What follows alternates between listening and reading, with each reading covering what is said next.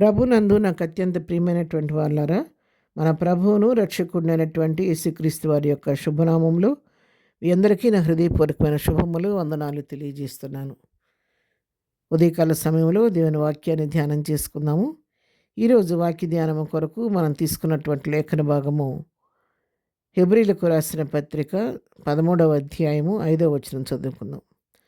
ధనాపేక్ష లేని వారై మీకు కలిగిన వాటితో తృప్తి పొంది ఉండడి, నిన్ను ఏమాత్రమును విడువను, నిన్నెన్నడను ఎడబాయను. ఆమేన్. దేవుని నామమునకు మహిమ కలుగును గాక. ఈ వాక్య భాగాన్ని మనం గమనించినట్లయితే ఎంతో ధైర్యపరిచే వాక్యాలు మనం ఇక్కడ చూస్తున్నాం.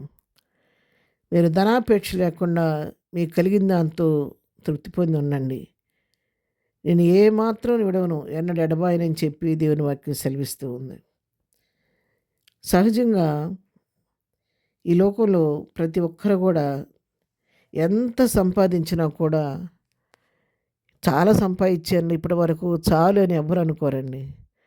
ఇంకా ఇంకా ఇంకా ఇంకా ఇంకా సంపాదించాలి, ఇంకా ఇంకా సంపాదించాలి, సమకూర్చాలి, నా పిల్లల కొరకు ఇంకా ఎంత నేను దాచిపెట్టి ఉంచాలనే ఆలోచనే కలిగి ఉంటాం. కానీ అబ్బా ఇప్పుడు చాలా నా అవసరానికి మించి సంపాదించాను, ఇంకా చాలు అని మనసు ఎవరికి ఉండదు.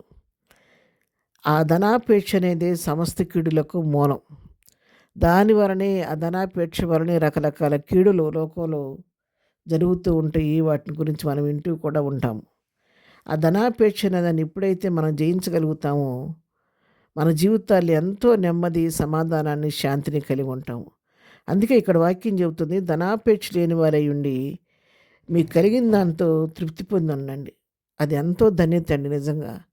లేని దాని గురించి ఆలోచిస్తే ప్రాణాన్ని వాడికి ఉంది, నాకు లేదని మనం తలంచుకుంటే మన హృదయంలో హృదయమైన కుంగుదల, దిగులు, వేదన, ఎదుటివారి మీద అసూయ కలుగుతుంది. ఇవి మన జీవితంలో ఉన్నటువంటి మన సంతోషాన్ని, సమాధానాన్ని దొంగిలిస్తూ ఉంటాయి.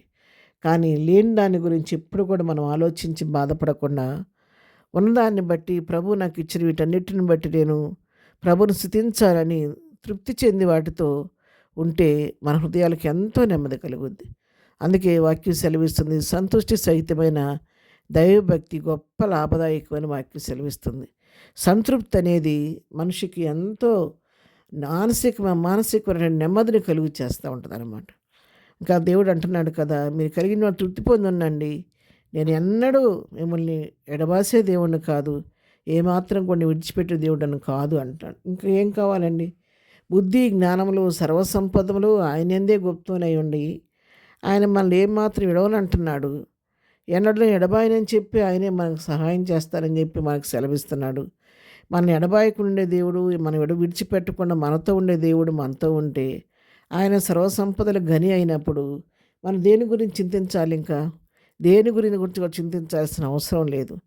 సమస్తము కలిగినటువంటి భూమి ఆకాశములను సృష్టించినటువంటి సృష్టికర్త అయిన ప్రభువే మనతో ఉంటే, ఆయనలోనే బుద్ధి, జ్ఞానం, సర్వసంపదలు ఆయనలో నిక్షిప్తమై ఉంటే, అలాంటి దేవుడు మనతో కూడా ఉంటూ మనం విడవకుండా, ఎడబాయకుండా, మనం వెన్నంటి మనతో అట్లాంటి ప్రభువు మనతో కూడా ఉంటే, ఇంక మనం దేని గురించి ఆలోచించాల్సిన అవసరం లేదు, దుఃఖపడాల్సిన అవసరం లేదు, ఎదురు చూడాల్సిన అవసరం అంతకంటే లేదు.